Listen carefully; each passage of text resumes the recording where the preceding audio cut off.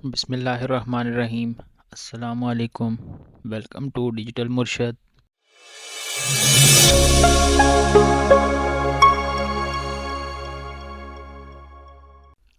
आज का हमारा टॉपिक है कि हमने फ़ेसबुक पर जो एड्स चलानी होती हैं उनके लिए क्या प्रोसेस होता है, हमने कैंपेन्स कैसे डिज़ाइन करनी है।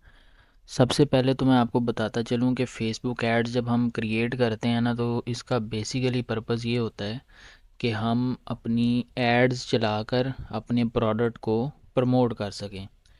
पिछले वीडियो में मैंने बेसिक क्लैरिफिकेशन दे दी थी। इस वीडियो में आपको बताया जाएगा कि कैसे एक कैंपेन आपने लॉन्च करनी है। ठीक है। अब कैंपेन चलाने के लिए सबसे पहले तो कैंपेन होती है, उसके बाद एड सेट होता है और उसके बाद होता है एड्स। ठीक है, ये 3 स्टेप्स से आपकी एक कैंपेन चलती है। अब ये जो कैंपेन हमने डिज़ाइन करनी है, इस कैंपेन को चलाने के लिए हमें कौन कौन से स्टेप्स को फॉलो करना पड़ेगा, वो सारा कुछ इस वीडियो में देखेंगे। अच्छा, ये कुछ कैंपेन्स हैं, इन पर हमने कुछ बजट लगाया था। उसका आउटकम आपके सामने है। 500, 700, 800 रुपया लगा के 5-6 हज़ार तक हमारी जो रीच आई है। तो तकरीबन 25 to 30 रुपीज़ एक कस्टमर के हमें जो है वो ऐड चलाने के लिए हमारे लगे हैं। ठीक है। अच्छा, इसके बाद जो कैंपेन्स हमारी सक्सेसफुल थी, वो कैंपेन्स हम प्रोलॉन्ग करते हैं, और जो हमारी कैंपेन सक्सेसफुल नहीं होती उसको हम क्लोज़ कर देते हैं कि उस कैंपेन पर बजट लगाने का फ़ायदा नहीं होता। अगर मिसाल के तौर पे एक कैंपेन जो है उसका रिज़ल्ट अच्छा ना आ रहा हो, तो फिर उसको दोबारा से लॉन्च करना होता है।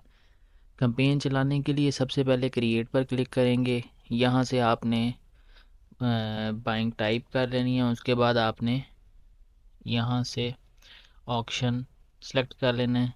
उसके बाद अवेयरनेस के लिए अगर आपने कैंपेन चलानी है, अवेयरनेस सेलेक्ट कर लें। ट्रैफिक के लिए करनी है, इंगेजमेंट, लीड्स, ऐप प्रमोशन, हम सेल्स के लिए सिलेक्ट कर लेते हैं। ठीक है। अब हमने सेलेक्ट किया, इसके बाद एडवांटेज या मैनुअल सेटिंग, हम मैनुअल कर लेते हैं। ठीक है। ये मैनुअल कैंपेन हमारे पास एक कैंपेन का यानी कि इंटरफेस आ गया है। यहाँ पे हम कैंपेन का नेम लिखेंगे। हम कोई भी नेम लिख सकते हैं। ठीक है, ये हमने अपनी आसानी के लिए नाम लिखना होता है इसका। अब ये कैंपेन का नाम हमने लिख लिया जी, डिजिटल मुर्शद। ठीक है जी। ये कैंपेन का नाम लिखने के बाद हमने यहाँ पे इसकी कैटेगरी भी हम सिलेक्ट कर सकते हैं। ठीक है, कौन सी कैटेगरी की कैंपेन है हमारी। उसके बाद ऑक्शन, सेल्स कैंपेन। उसके बाद ए बी टेस्ट का मतलब होता है कि हम दो कैंपेन्स को आपस में, जिस तरह से हम टेस्ट करते हैं ना केमिस्ट्री में कि कौन सा रिज़ल्ट अच्छा आ रहा है, तो इसी तरह से इसमें हम टेस्ट कर सकते हैं कि वो जो कैंपेन है उसका रिज़ल्ट हमें अच्छा आ रहा है या नहीं अच्छा आ रहा। अब ये कैंपेन एक रैंडम सेलेक्ट हुई हुई है 2500 बजट की।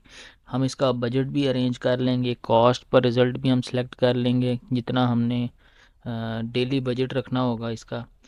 ठीक है। उसके बाद इसका डेली बजट हम कोशिश करिएगा इसको 500 to 1000 रखें। स्टार्ट में अगर आप इकट्ठा 5000 या 10,000 लगा देंगे तो वो बाद का ज़ाया भी हो जाता है।